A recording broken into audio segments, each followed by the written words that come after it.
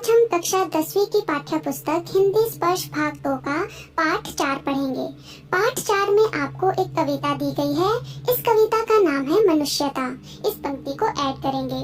अगला जो है वो आप व्याख्या करेंगे और व्याख्या में कवि ने किस तरह से महात्मा बुद्ध का उदाहरण दिया है उसको आप एक्सप्लेन करेंगे।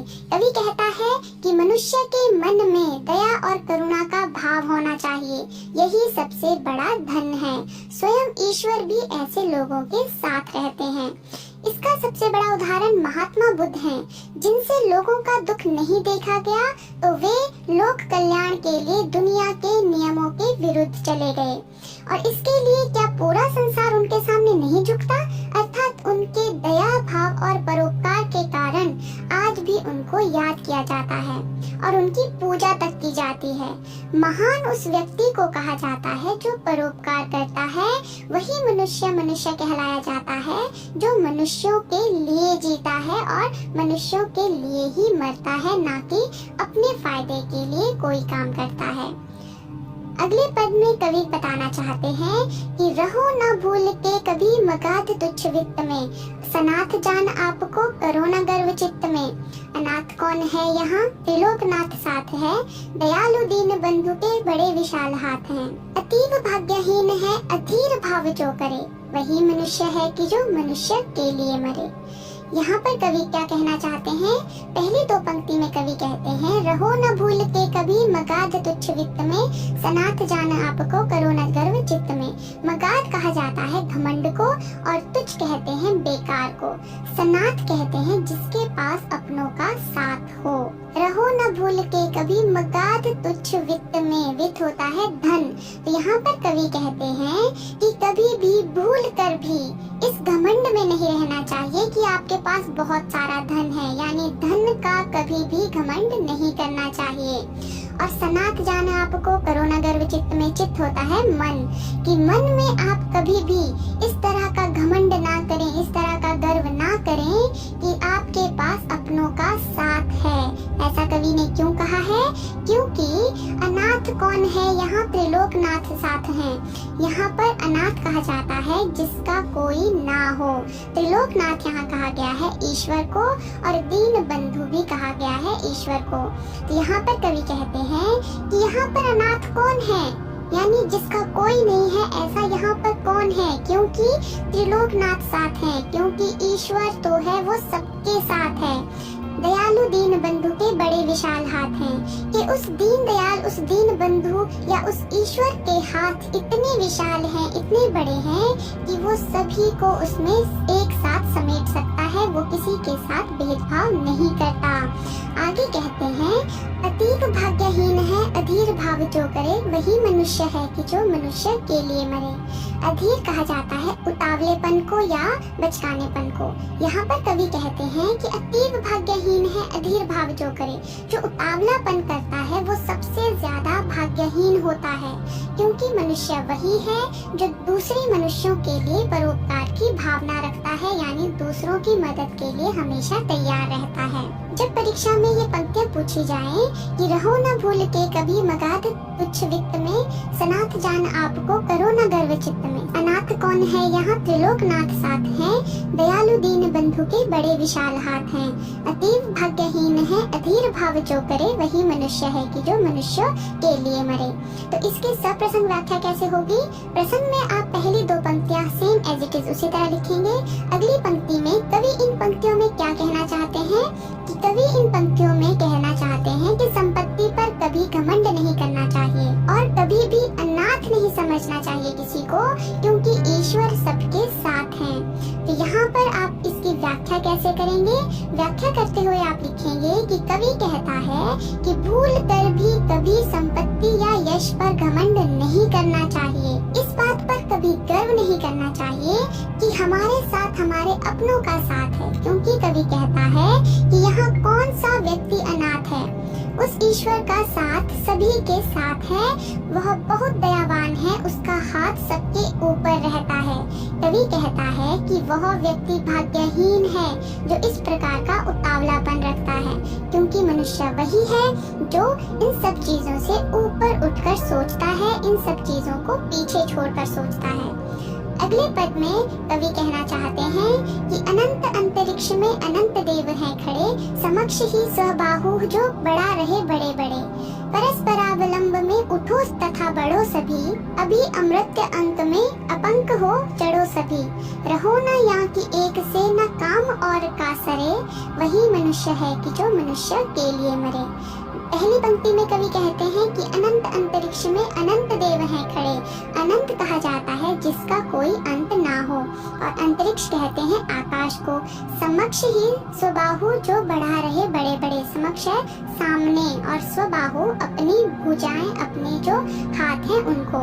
कवि कहना चाहते हैं कि अनंत अंतरिक्ष में अनंत देव हैं खड़े, कि जिसका कोई अंत नहीं है, ऐसे आकाश में अनंत देव, असंख्य जो देवी देवता हैं वो खड़े हैं। क्यों खड़े हैं? क्योंकि वे अपनी भुजाओं को फैलाकर उन व्यक्तियों का स्वागत कर रहे हैं जो परोपकारी हैं या दयावान हैं। अगली पंक्तियों में कवि कहते हैं, परस्परावलंब से उठो तथा बढ़ो सभी, अभी अमृत अंक में अपंक हो चढ़ो सभी।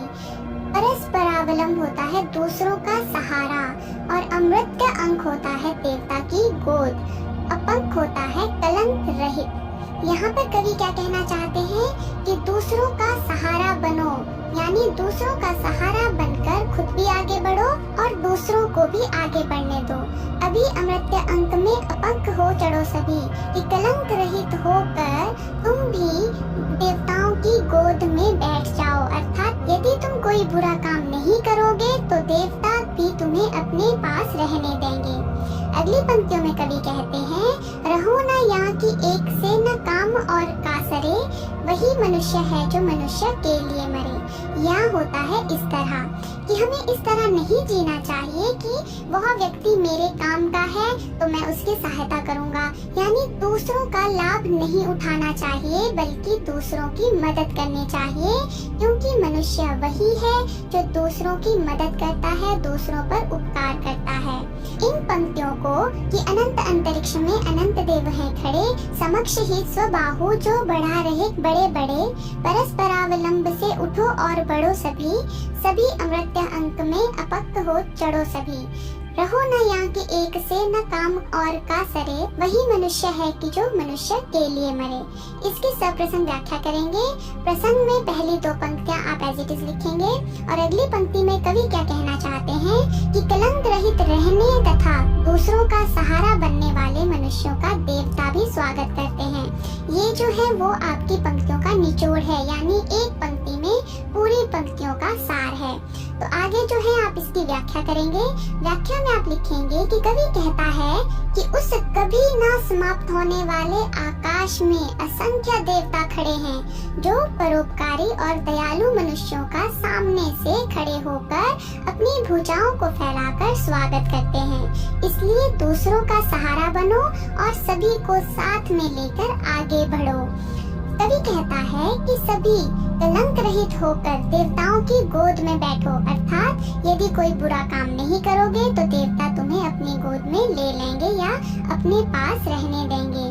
अपने मतलब के लिए नहीं जीना चाहिए, अपना और दूसरों का कल्याण व उद्धार करना चाहिए, क्योंकि उस मरणशील संसार में मनुष्य वही है जो मनुष्यों का कल्याण करे और परोपकार करे। अगले पद में कवि कहना चाहते हैं कि मनुष्य मात्र बंधु है, यही बड़ा विवेक है। पुराण पुरुष स्वयंभू पिता प्रसिद्ध एक है। फलानुसार कर्म के अवश्य बाह्य भेद हैं, परंतु अंतरेक्य में प्राणभूत वेद हैं।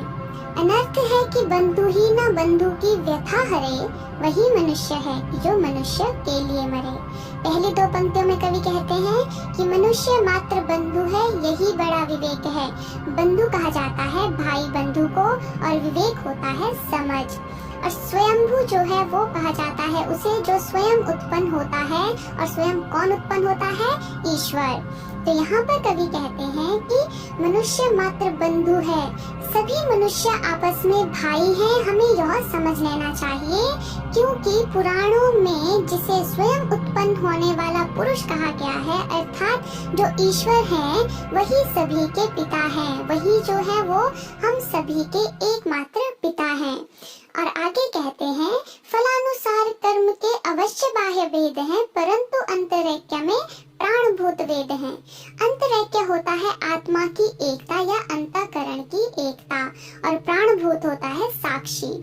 यहाँ पर कवि कहना चाहते हैं कि अपने अपने कर्मों के अनुसार सभी व्यक्तियों के फल जो हैं वो अलग अलग हो सकते हैं, ये बाहरी कारण हो सकते हैं, परंतु हमारे वेद जो है वो इस बात के साक्षी हैं, इस बात के गवाह हैं कि हमारी जो आत्मा है, सभी मनुष्यों की जो आत्मा है, उसमें एकता है, वो एक है, वो अलग अलग नहीं है। आगे कहते हैं, अनर्थ है कि बंधु ही न बंधु की व्यथा हरे, वही मनुष्य है कि जो मनुष्य के लिए मरे। इन पंक्तियों में व्यथा का अर्थ है दुख और कष्ट। तो यहाँ पर कवि कहते हैं कि यदि बंधु ही यानी भाई की व्यथा का, दुख कष्टों का निवारण नहीं करेगा तो उसका जीना बेकार है, तो वह भाई नहीं कहलाया जा सकता, क्योंकि मनुष्य वही है जो एक दूसरे के कष्टों का निवारण करे या एक दूसरे के कष्टों को समाप्त करे। तो इन पंक्तियों को कि मनुष्य मात्र बंधु है, यही बड़ा विवेक है। पुराण पुरुष स्वयंभू पिता प्रसिद्ध एक है। फलानुसार कर्म के अवश्य बाह्य वेद हैं, परंतु अंतरैक्य में प्राणभूत वेद हैं। अनर्थ है कि बंधु ही न बंधु की व्यथा हरे, वही मनुष्य है कि जो मनुष्य के लिए मरे। जब ये पंक्तियाँ आपको परीक्षा में पूछी जाए तो प्रसंग आप इस तरह से लिखेंगे। पहली दो पंक्तियाँ प्रस्तुत कविता हमारी पाठ्य पुस्तक स्पर्श भाग 2 से ली गई है और इसके कवि मैथिली शरण गुप्त हैं। इन पंक्तियों को आप ऐसे ही लिखेंगे और अगली पंक्ति में जो आपको पंक्तियाँ दी गई है उसकी मुख्य जो बात है उसे लिखेंगे कि इन पंक्तियों में कवि कहता है कि हम सब एक ईश्वर की संतान हैं, अतः हम सभी मनुष्य एक दूसरे के भाई बंधु हैं। इन्हीं बातों को आप अपनी व्याख्या में विस्तार पूर्वक लिखेंगे कि कवि कहता है कि प्रत्येक मनुष्य एक दूसरे के भाई बंधु हैं। यह सबसे बड़ी समझ है। पुराणों में जिसे स्वयं उत्पन्न पुरुष माना गया है वह परमात्मा या ईश्वर हम सभी का पिता है, अर्थात सभी मनुष्य उस एक ईश्वर की संतान है। बाहरी कारणों के फलानुसार जो है प्रत्येक मनुष्य के कर्म भले ही अलग अलग हों, परंतु हमारे वेद इस बात के साक्षी हैं कि सभी की आत्मा एक है। कवि कहता है कि यदि भाई ही भाई के दुख व कष्टों का नाश नहीं करेगा तो उसका जीना व्यर्थ है, क्योंकि मनुष्य वही कहलाता है जो बुरे समय में दूसरे मनुष्यों के काम आता है। अगले पद में कवि कहते हैं कि चलो अभिष्ट मार्ग में सहर्ष खेलते हुए, विपत्ति विघ्न जो पड़े उन्हें ढकेलते हुए। घटे न हेल मेल हाँ, बढ़े न भिन्नता कभी, अतर्क एक पथ के सतर्क पथ हो सभी। सभी समर्थ भाव है जो तारता हुआ तरे, वही मनुष्य है जो मनुष्यों के लिए मरे। इन पंक्तियों की प्रथम दो पंक्तियों में कवि कहते हैं कि चलो अभिष्ट मार्ग में सहर्ष खेलते हुए, विपत्ति विघ्न जो पड़े उन्हें ढकेलते हुए। अभिष्ट कहा जाता है इच्छित को, यानी अपनी इच्छा से। मार्ग का अर्थ होता है रास्ता, सहर्ष अर्थात अपनी खुशी से, विपत्ति अर्थात संकट और विघ्न कहा जाता है बाधाओं को। तो यहाँ पर कवि कहना चाहते हैं कि मनुष्य को अपने द्वारा अभिष्ट यानी अपनी इच्छा से जो मार्ग चुना है, जो रास्ता चुना है, उस पर सहर्ष खुशी खुशी से चलना चाहिए। विपत्ति विघ्न, यदि रास्ते में कोई संकट आता है या बाधाएं आती है तो मनुष्यों को उन्हें धकेलते हुए आगे बढ़ना चाहिए, यानी निराश नहीं होना चाहिए। अगली पंक्तियों में कवि कहते हैं, घटे न हेल मेल हाँ, बढ़े न भिन्नता कभी, अतर्क एक पथ के सतर्क पथ हो सभी। तो यहाँ पर जो अतर्क है उसका अर्थ है तर्क से परे और सतर्क है सावधान यात्री। तो यहाँ पर कवि कहते हैं कि घटे न हेल मेल हाँ, कि आपस में जो मेल जोल है वो कभी खत्म नहीं होना चाहिए, बढ़े न भिन्नता कभी, और ना ही जो भेदभाव है वो कभी बढ़ने देना चाहिए। अतर्क एक पथ के सतर्क पथ हो सभी, यानी बिना तर्क वितर्क किए आपको सभी को साथ में लेकर एक सावधान यात्री की तरह रास्ते पर चलते जाना चाहिए। अगली पंक्तियों में कहते हैं कि तभी समर्थ भाव है कि तारता हुआ तरे, वही मनुष्य है कि जो मनुष्य के लिए मरे। समर्थ है संभव, कि तभी समर्थ भाव है, यानी तभी संभव है कि जब मनुष्य तारता हुआ तरे, कि जब मनुष्य अपना भी कल्याण करे और दूसरों का भी कल्याण करता हुआ चले, क्योंकि मनुष्य वही कहलाया जाता है जो मनुष्य अपने साथ साथ दूसरों का भी कल्याण करता हुआ आगे बढ़ता जाता है। यहाँ पर इन पंक्तियों का कि चलो अभिष्ट मार्ग से सहर्ष खेलते हुए, विपत्ति विघ्न जो पड़े उन्हें ढकेलते हुए, घटे न हेल मेल हाँ बढ़े न भिन्नता कभी, अतर्क एक पथ के सतर्क पथ हो सभी समर्थ भाव है कि तारता हुआ तरे, वही मनुष्य है कि जो मनुष्य के लिए मरे। इसकी सप्रसंग व्याख्या कैसे करेंगे? प्रसंग में आप पहली पंक्तियों को उसी तरह से लिखेंगे और अगली पंक्ति में इन पंक्तियों में कवि क्या कहना चाहता है उसे स्पष्ट करेंगे। कवि कहना चाहता है कि यदि हम खुशी से सारे कष्टों को हटाते हुए भेदभाव रहित रहेंगे, तभी संभव है कि समाज की उन्नति होगी। तो इन सभी बातों को आप अपनी व्याख्या में कैसे एक्सप्लेन करेंगे? आप लिखेंगे कि कवि कहता है कि मनुष्यों को अपनी इच्छा से चुने हुए मार्ग में खुशी खुशी चलना चाहिए। रास्ते में कोई भी संकट या बाधाएं आए, उन्हें हटाते चले जाना चाहिए। मनुष्यों को यह ध्यान में रखना चाहिए कि आपसी समझ ना बिगड़े और भेदभाव ना बढ़े। बिना किसी तर्क वितर्क के सभी को एक साथ लेकर आगे बढ़ना चाहिए, तभी यह संभव होगा कि दूसरे मनुष्यों की उन्नति और कल्याण के साथ अपनी समृद्धि भी कायम करे, क्योंकि मनुष्य वही कहलाता है जो अपने से पहले दूसरों के कष्टों की चिंता करता है। इस कविता में कवि ने बहुत सारी ऐसी बातें कही हैं जो एक मनुष्य को मनुष्य बनाने में योगदान देती है। अर्थात मनुष्य वो नहीं है जो सामने दिखता है। असली मनुष्य कवि के द्वारा उसे कहा जाता है जो दूसरे व्यक्तियों की कष्ट में सहायता करता है, दूसरे व्यक्तियों के दुखों का नाश करता है। और कवि हमसे यही चाहता है कि हम भी उसी तरह से, जैसे उन्होंने अपनी कविता में बताया है कि मनुष्य को किस तरह से होना चाहिए, हम उन्हीं गुणों को अपनी जिंदगी में लाएं और सही मायने में अपने आप को मनुष्य कहलाने लायक बनाएं। धन्यवाद।